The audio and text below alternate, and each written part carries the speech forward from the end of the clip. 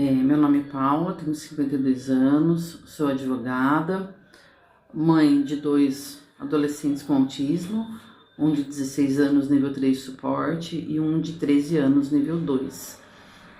Atualmente, desde 2022, eu trabalho como coordenadora administrativa e financeira de uma organização da sociedade civil aqui no município de Campinas, que atende exclusivamente pessoas autistas em situação de vulnerabilidade.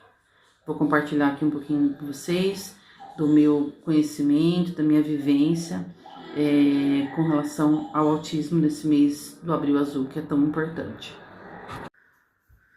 Estamos no Abril Azul, um mês que celebra aí a conscientização do autismo, um mês muito importante para as famílias, para os profissionais que atuam com pessoas que têm essa deficiência, E a gente precisa entender um pouco, porque o acesso aos tratamentos, o acesso à inclusão escolar ainda é tão difícil, no Brasil, mesmo tendo leis que garantem esses acessos, Bom, primeiramente, é muito importante a gente saber que somente no ano de 2012 o autismo foi reconhecido como uma deficiência. A Lei Berenice Piana, que reconhece, estabelece, o autismo como deficiência. A Lei Berenice Piana leva esse nome porque é a mãe de um autista, hoje já adulto, que brigou muitos anos, lutou muito pela causa para que o filho dela pudesse ter acesso à inclusão escolar, aos profissionais de apoio que ele necessita, para que ele pudesse caminhar na vida dele, A necessidade, de ser reconhecido como uma deficiência é porque no ano de 2015, quando a gente tem aí o Estatuto da Pessoa com Deficiência, a pessoa que tem autismo, ela passa a ter todos os direitos, todas as garantias de uma outra pessoa com deficiência, o que não teria sido permitido se não houvesse a lei de 2012 que reconhecesse o autismo como uma deficiência, Qual é a importância disso? Garantia de todos os profissionais de apoio, reconhecimento dos profissionais de apoio que as pessoas com autismo precisam, a necessidade de inclusão escolar, de adaptação de material escolar, de professor especializado, a garantia de atendimento preferencial, para essas pessoas que têm tanta dificuldade aí com o convívio, com a espera, de entender aí muitas vezes o regramento social, Depois, no ano de 2020, a gente tem a Lei Romeu-Mion. O que é a Lei Romeu-Mion? Ela instituiu o CIP-TEA, que é um cadastro que é feito, onde a pessoa utiliza dessa identificação, digamos, para, por exemplo, ter acesso a filas, Quando você vai fazer alguma coisa que tem filas, então essa pessoa consegue ter um atendimento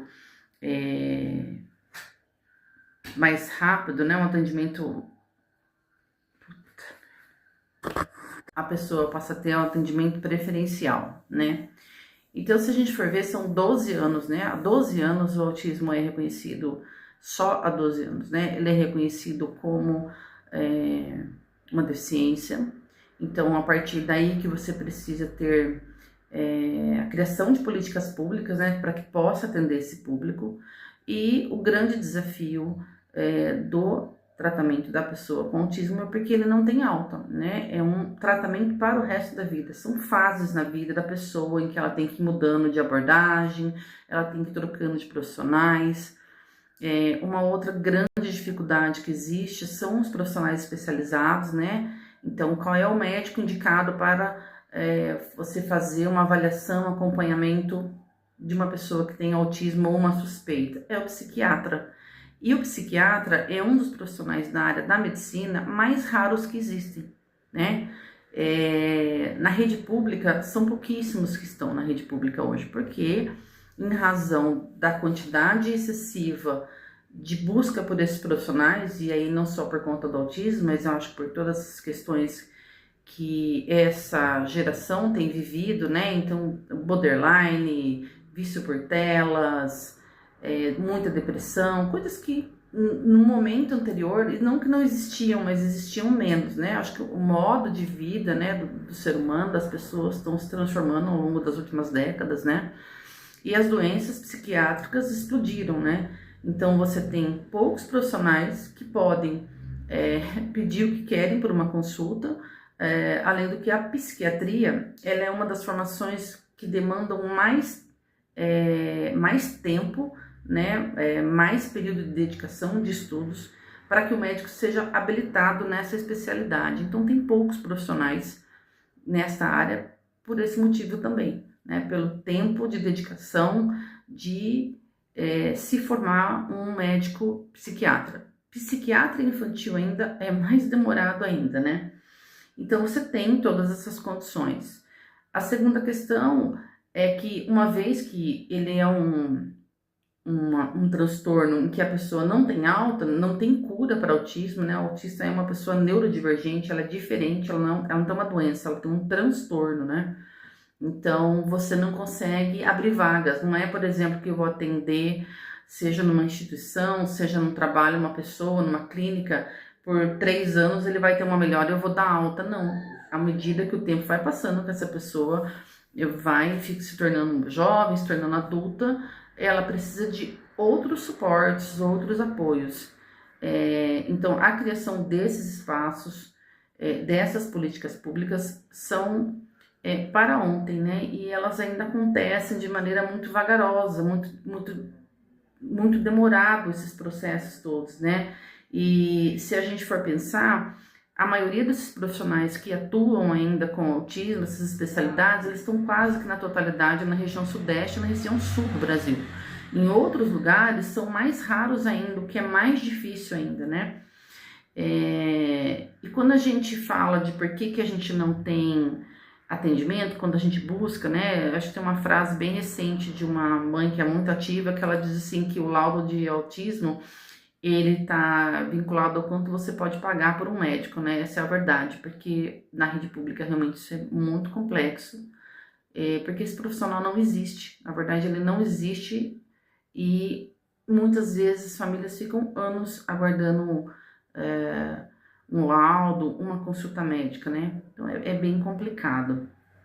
Os direitos estão aí, né? Então, assim, não faltam leis para que as pessoas com deficiência, portadoras de autismo, tenham o que elas necessitam. Isso está tudo previsto na lei. Se você pegar a Lei Berenice-Piana, na sequência você pegar o Estatuto da Pessoa com Deficiência, tudo que a pessoa precisa está lá garantido. O problema é a implementação, né, de serviços, de políticas públicas para que essas pessoas possam de fato exercer esse direito. Eu acho que a grande dificuldade está aí, o exercício desse direito. O direito está posto, ele está lá, ele está na lei, né?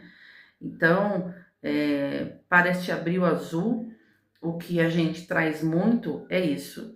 A gente precisa olhar para quem são os nossos representantes dentro do poder público, quem a gente elege, e cobrar deles que sejam criados centros, sejam criadas políticas públicas na questão da inclusão escolar, que é uma discussão enorme sobre isso, deve ou não estar na escola.